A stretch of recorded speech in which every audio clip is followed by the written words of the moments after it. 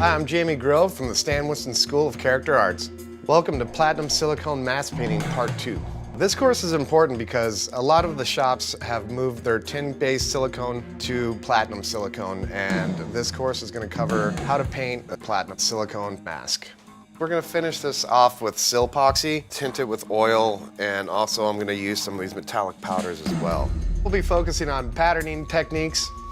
I'm also going to show you how to define your patterns with highlights and shadows, adding more visual interest to your mask.